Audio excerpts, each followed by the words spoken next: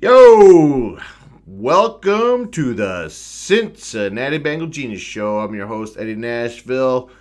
As we know, tomorrow night, short week, we got Cleveland Browns on Thursday Night Football. And this is a very, very, very important game. Very tricky.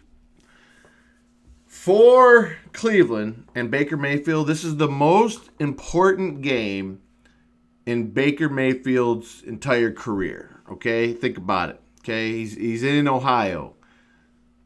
He was a number one pick. Things are going a little rocky for him, right?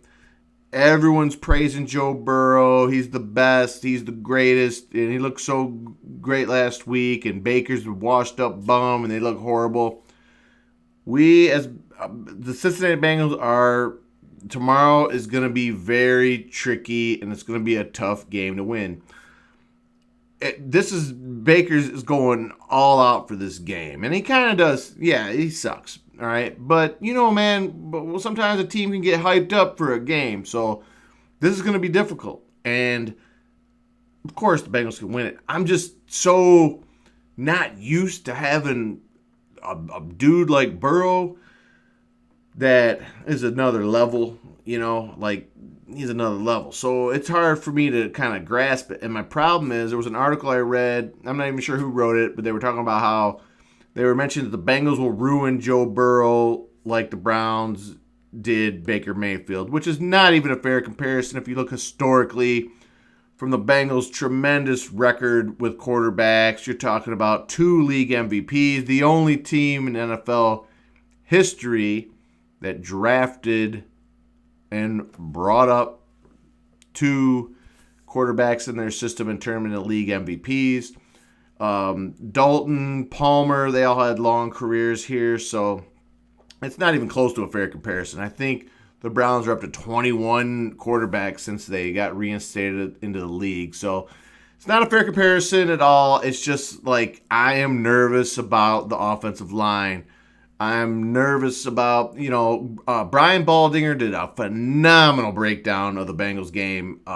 It was really praising Joe Burrow and the job he did, but was talking about how, when they put out 5 wides, they're leaving no one back to protect Burrow, and Bobby Hart cannot do it.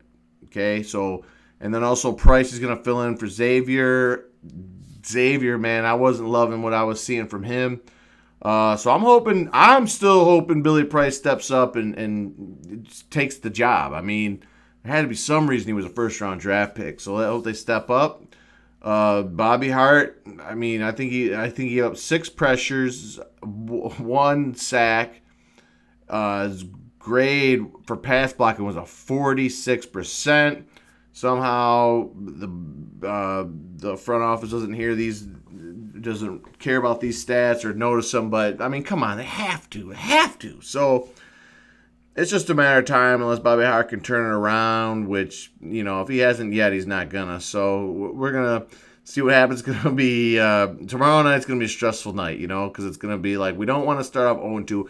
We're definitely, like I said, we're on the ascend, but I don't want nothing to happen to a man, So let's just keep grinding, baby, and hopefully there's some improvements made. Hopefully the coaching staff isn't too stubborn, which it seems like Turner is completely stubborn, and he's, in love with Bobby Hart, and we're going to see what's happening. Hopefully Joe Mixon, who's disgusted with his fumble, I think he's going to have a big breakout game. There's a lot of guys that can have some big games tomorrow. And Burrow, he seems like one cool, calm customer, and he knows that first week, there was a lot he left on the field, and there's some plays he'd like to have back. So we'll see. Also, old Randy Bullock, we got a new kicker for tomorrow. We'll see who ends up kicking the ball, but let's go, man. We're going to be rocking and rolling tomorrow, Thursday night. Let's get these Bengals to 1-1. Who dey? Be sure to subscribe. Be sure to like. I'll talk to you soon. I'll talk to you after tomorrow's game. What up?